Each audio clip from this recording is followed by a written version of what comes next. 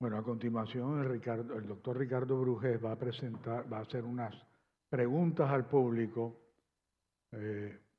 para poder responder con la aplicación.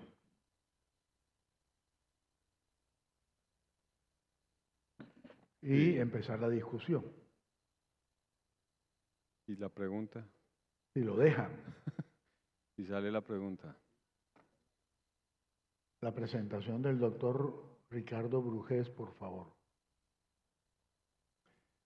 Bueno, entonces la primera pregunta es, en pacientes con cáncer escamocelular de cabeza y cuello localmente avanzado y resecable, no nasofaringios, o en inducción, o en pacientes con inducción de adyuvancia, o en pacientes con indicación, de adyuvancia con quimioterapia y radioterapia sin contraindicación para el empleo de cisplatino, ¿su mejor opción de tratamiento en combinación con la radioterapia es cuál?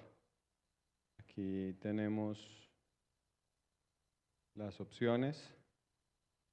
Entonces, ¿qué harían ustedes en un paciente que no tiene contraindicación para platinos y que tiene un cáncer localmente avanzado y resecable, o que tiene criterios de alto riesgo después de cirugía para tratamiento con quimiorradioterapia adyuvante? ¿Cuántos años tiene? Es menor de 65 años. Es diferente. Bueno, entonces vemos que la mayoría de las personas han votado por cisplatino en un esquema convencional y un 27% de las personas han votado por un esquema de dosis semanal. Es el escenario ideal de un paciente que no tiene ninguna contraindicación, es un paciente que está en muy buenas condiciones para recibir un esquema convencional de platino. No sé si alguien de los que votó por el esquema semanal nos pudiese decir por qué lo prefiere.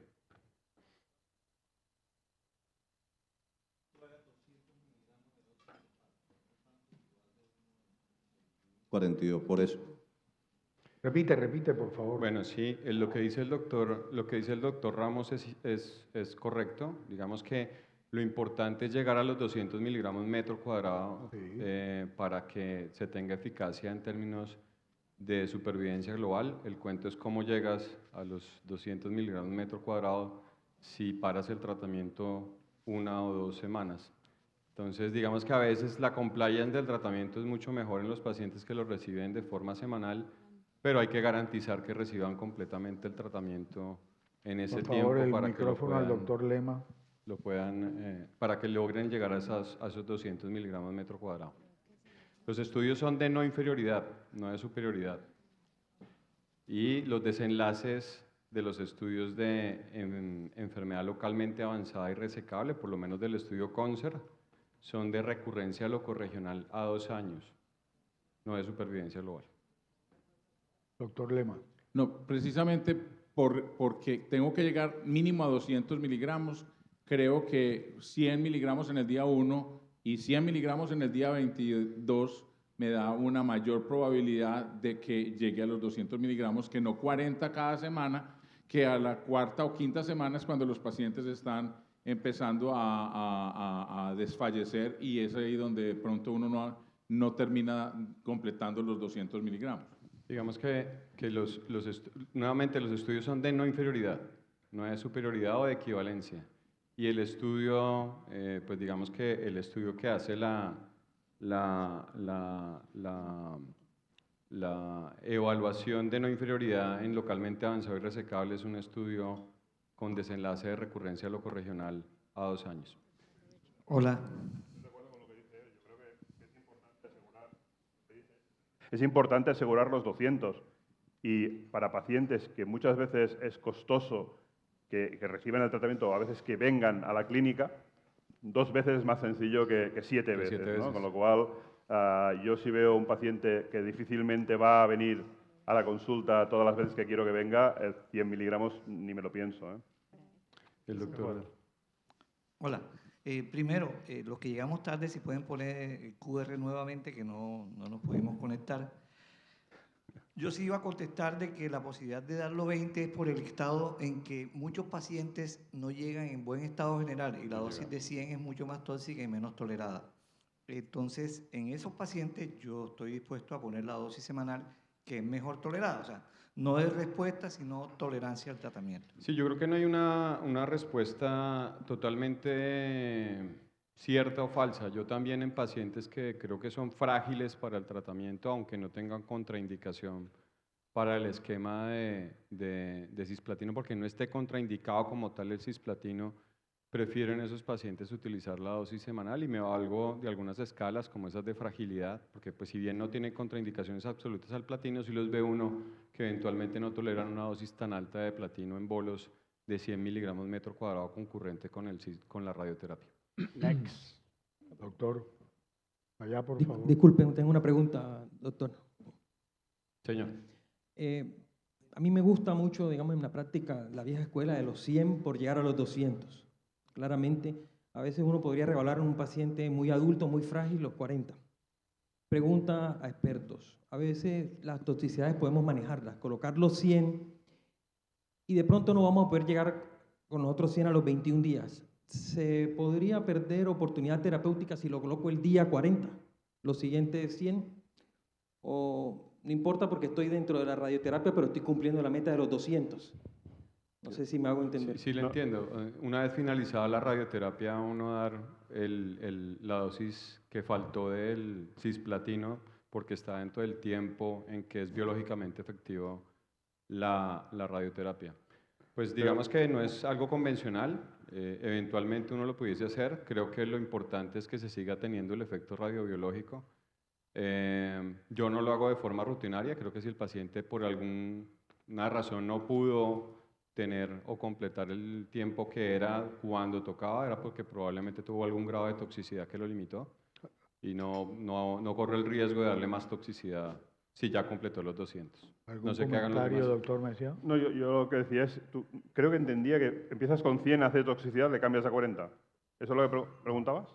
No, que si hacía 100 el día 1, él le correspondería el segundo ciclo el día 22 y Sí. que si por cualquier toxicidad no se podía hacer el 22, sino que se recuperó en el día 40, que sí se podía hacer.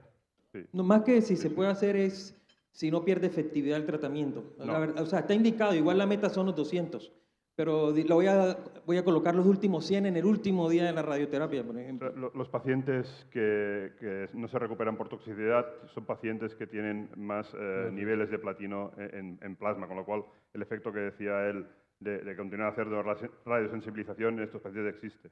Claro, porque esa es como la estrategia que yo manejo. O sea, yo digo, las toxicidades las manejamos y a veces esperamos un poquito, pero prefiero llegar a los 200, que de 40 en 40 se vuelve un poquito tedioso, más consumo, más hospital de día, paciente frágil, más asistencia. Entonces eso hace que a veces uno quede a mitad de camino. Pero bueno, era esa Bueno, pregunta y prácticamente. dentro de ese punto, yo pienso que el punto de inflexión es la escogencia del paciente. Hay unos consensos de pacientes fitos no para cisplatina, entonces hay que ser muy riguroso en ese punto. Lo otro es tener muy claro que el metaanálisis de Piñón en su última actualización, pues por encima de 65 años se pierde el beneficio de la concomitancia y por encima de los 70 años se pierde. Entonces tienen que ser de entrada pacientes muy bien seleccionados para minimizar cualquier fallo en el tiempo. Sí, de acuerdo. Vamos con la siguiente pregunta y es... Mira, acá. Una última pregunta, perdón. Llamémoslo a la equivalencia. En los pacientes el día 1 les da uno los 100 miligramos, personalmente yo se los doy, pero para el 21, el 22 me llegan con una creatinina elevada y la depuración por fórmula está en 42. Obviamente pues se hidratan y toda esa cosa, pero entre esperar a ver si recuperan o hacer una equivalencia al carboplatino, que es lo que nosotros hacemos. ¿Cuánto es esa equivalencia al carboplatino? Porque pues la dosis radiosensibilizante, por lo menos que yo uso, es AUC2, pero no sé esa equivalencia si me quedo cortico, si me quedo alto, largo. Yo no sé si tengan una observación diferente, pero carboplatino en adyuvancia, por lo menos, digamos que no tiene estudios grandes de equivalencia. Entiendo el punto de eventualmente un paciente que entró en falla renal durante el tratamiento. En enfermedad localmente avanzada y resecable, los estudios de carboplatino en escamos celulares no nasofaringios, pues realmente no hay un estudio que sea Por eso, equivalente. pero en las circunstancias que ya tiene uno el paciente ahí, tener la depuración por debajo de 50. Yo normalmente espero a que mejore la función renal, ¿sí? Ahora, Y si no- el darle carboplatino no necesariamente indica que el paciente no vaya a empeorar la función renal, puede empeorarla también, ¿sí? Entonces, yo por lo general en los pacientes que hacen disfunción renal durante el tratamiento, espero a ver si mejoran nuevamente para ver si los puedo volver a tratar con la dosis que es, pero no cambio el esquema de platino. No sé si ustedes hacen Y un cambio. hay algo más que quiero añadir. ¿Se pierde la ventana terapéutica? No se pierde la ventana. Una semana, puedes esperar una semana, sobre Sí, todo pero- en aquellos casos de insuficiencia renal prerrenal, los puedes mejorar. En estos prefiero esperar. En otros lo que he hecho es eso, cambiarlo a platino 40, porque es más evidente platino 40 que carboplatino. Y la equivalencia es dos semanas, sí. 6 cada 3 semanas de carboplatino equivale a 100 miligramos por metro cuadrado de cisplatino.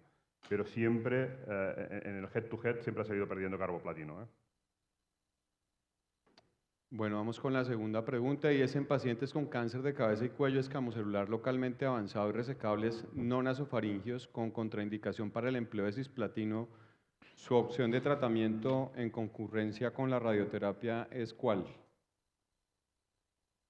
Entonces tenemos como opciones docetaxel, 15 miligramos metro cuadrado semanal, cetuximab en la dosis usual, carboplatino más 5-fluoracilo o carboplatino más paclitaxel. Carbotaxol.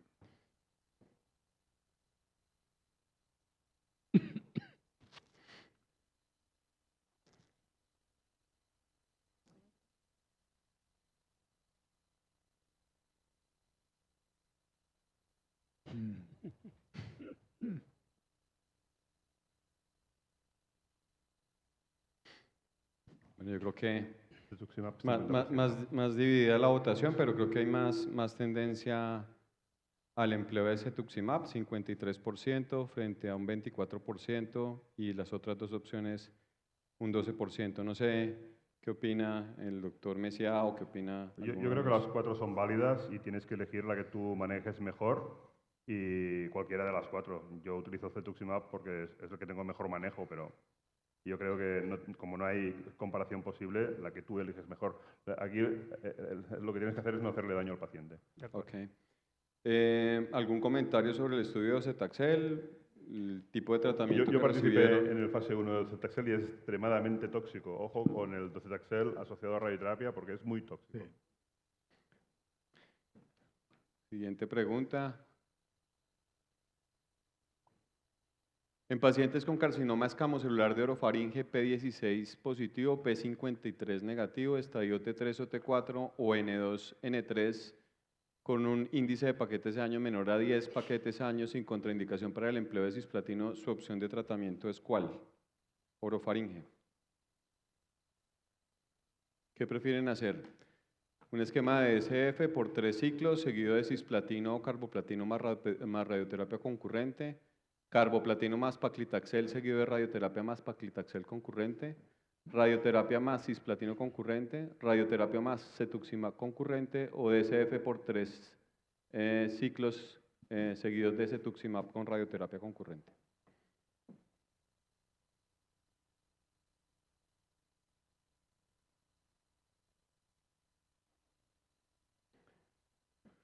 Bueno, no sé, doctor Raimundo, ¿usted qué le gusta más la inducción que Eso, justo.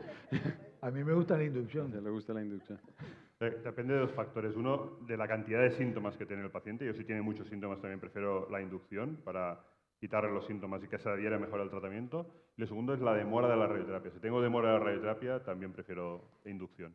Y lo- En y el lo otro- estudio del GORTEC 200702, los pacientes que tenían alta carga de enfermedad iban igual. Sí. Pero allí la radioterapia la dan Era a los con 15 cetuximab. días del diagnóstico. Y hay centros que no la dan a los 15 días. En estos casos, mejor frenar la enfermedad. Hola. Sí, yo creo que el principal elemento es el riesgo que tenga el paciente de hacer progresión sistémica. Entonces, por una gran carga tumoral ganglionar o un tumor grande, pues si está fit, yo preferiría la inducción solamente en ese caso puntual, porque yo creo que el concepto teórico de que la quimioterapia controla la enfermedad sistémica, eso en el estudio italiano exclusivamente en pacientes N2B, N3, quedó demostrado que disminuyó la recaída sistémica. Entonces, sigue teniendo validez teórica y los estudios yo pienso que no se pusieron de acuerdo para escoger bien los pacientes, para unificar los tratamientos, entonces esos errores metodológicos yo creo que de pronto no deben ¿No evitar. piensas que es mucha toxicidad para un paciente de buen pronóstico? P16 positivo, que todos hacen en alta carga de enfermedad ganglionar porque esa es la... Bueno, Ray. no, me desenfoqué que era P16 positivo porque sí, la idea en P16 positivo por Ray. la excelente respuesta a la radio hay que desescalar, pero P16 negativo, que era donde yo estaba por la secuenciación, yo sí me apunto ahí. La última pregunta, Mauricio. Ray, estoy pidiendo la palabra hace media hora. Discúlpeme, su color no me dejó verlo. Yo pensé que era que no me oías. No, lo que pasa es que nosotros, desafortunadamente, el acceso a radio, como decía el doctor Ricardo, decía que es mucho más lento. Y muchas veces, para no perder el tiempo, hacemos la inducción, porque puede transcurrir hasta un mes para que el paciente pueda ser tratado con radioterapia. A ver, Mau. Gracias a Dios, yo soy visible solo por mi color. La pregunta, pues, o sea, lo que iba a comentar era que por ser P16 de pronto uno piensa que con quimio-radioterapia probablemente, pues, si piensa que P16 es igual a HPV positivo, que parece ser que no es tan... No siempre. No siempre lo es, pero digamos que hasta ahora ha sido una ecuación que nosotros hemos manejado. Porque miráis al norte, no miráis a vuestros números. Tenéis que mirar vuestros números. Sí. Ahora, la pregunta, tengo dos preguntitas. La primera es, la quimioterapia con inmunoterapia, pues parece que está muerta en este momento, ¿cierto? Cierto. Si se hiciera quimioterapia con inmunoterapia de inducción y después hacer la radioterapia, ¿hay algún estudio, alguna Sí. cosa que está haciendo? Hay dos estudios en Sí. BPH positivo que eventualmente tratan de desescalonar el tratamiento. No sé si el doctor Mesía tenga algún otro dato, pero eventualmente son estudios fase 2, son el estudio Optima 1 y el estudio Optima 2, que hacen, el estudio Optima 2 tiene carbotaxol más nivolumab, y de acuerdo a la respuesta a 3 ciclos de eso, ellos hacen desescalonamiento de tratamiento que incluso en pacientes de buen pronóstico hacen cirugía robótica.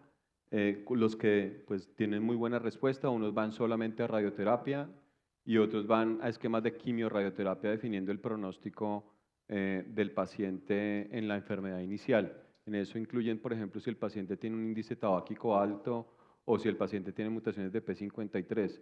Pero son estudios fase 2 que están en curso, o sea, no hay un estudio grande que eventualmente, comparado con el esquema estándar, defina si eso es una mejor opción o no.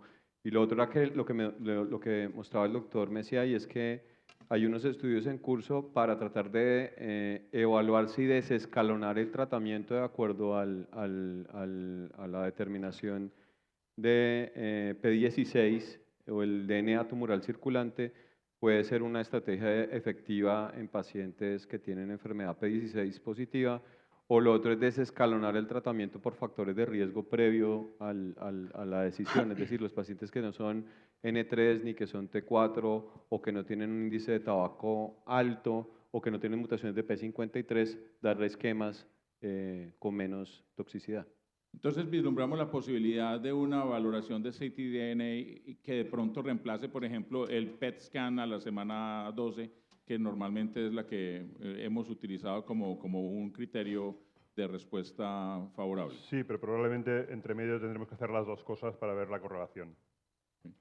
Bueno, muchas gracias.